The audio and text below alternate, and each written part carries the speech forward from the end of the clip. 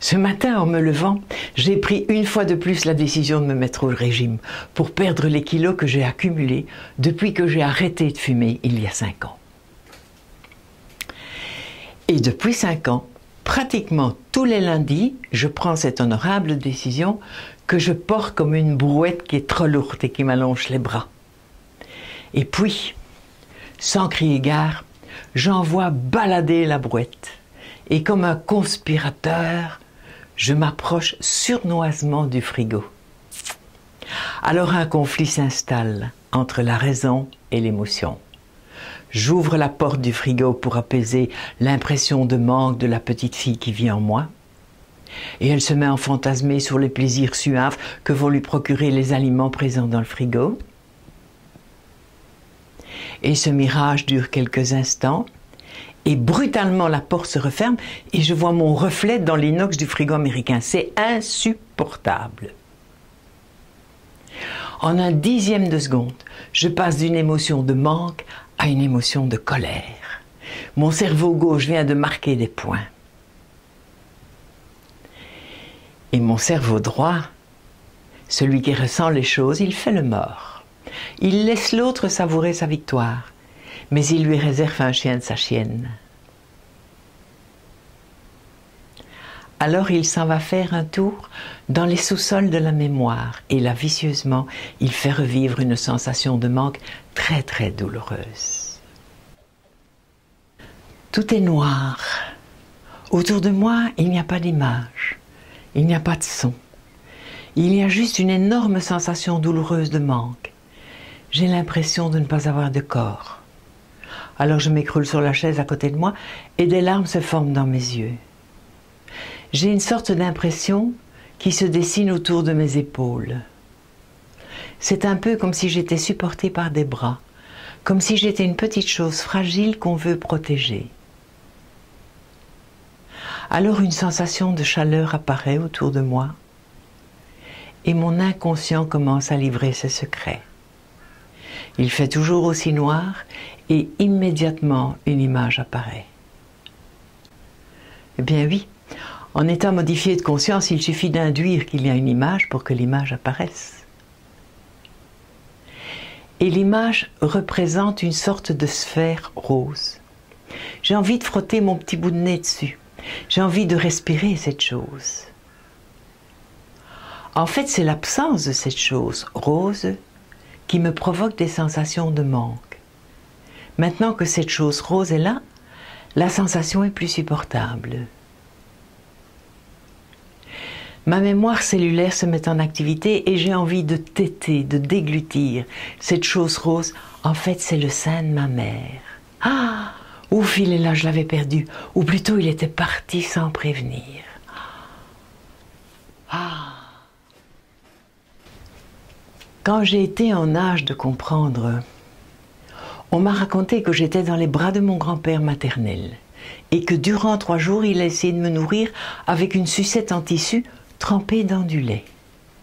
Mais je crachais cette chose immonde qui sent la vache alors que ça devrait sentir l'odeur de ma maman. Eh oui, nous sommes des mammifères avec des instincts et des pulsions animales. Et dans les années 60, les scientifiques de l'époque ont essayé d'annihiler en nous cette bestialité, en prônant les bienfaits du lait en poudre, ce qui avait surtout pour objectif d'enrichir Nestlé et Gigos. Ben oui. Alors les seins des femmes ont perdu progressivement leur fonction nourricière pour devenir de gros objets décoratifs à caractère uniquement sexuel. Leur diversité picturale ne sert plus qu'à faire saliver une population de plus en plus indifférente à toute publicité. Actuellement, un sein n'est pas plus excitant qu'un genou. Depuis 3 jours, je suis restée sans nourriture, car ma mère a été emmenée par la Gestapo, où elle a été questionnée et privée de tout, pour lui faire avouer où se cachait mon père, dont la photo avait été placardée sur les murs de la ville. Et quand elle est revenue à la maison, tout le devant de sa petite veste en peau de lapin était transpercé de son lait. Elle avait fait une fièvre de lait. Et là maintenant, après 3 jours, la source était tarie et il n'y avait plus rien pour moi. Donc on comprendra que très vite j'ai installé des mécanismes de défense pour me protéger de la disette. Le problème, c'est que 20 ans, 30 ans, 60 ans après, le mécanisme est toujours présent.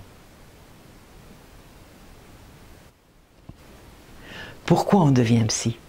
Eh bien, c'est parce qu'on veut comprendre cette compulsion à vouloir posséder de la nourriture pour un régiment, alors qu'on passe sa vie à vouloir faire régime. Encore aujourd'hui, j'invite mon mari à faire les courses tout seul, car moi je vais acheter tout le magasin en 2 et 3 exemplaires. On ne sait jamais. Un autre exemple, quand j'invite des amis à dîner, je cuisine tellement de choses qu'on en a pour 3 jours.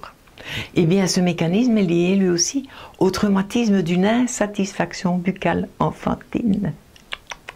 J'ai tellement peur de manquer et de recontacter cette sensation désagréable en moi. Si j'étais amenée à donner ma part à un convive par convenance en tant que maîtresse de maison, eh bien ce serait psychiquement insupportable.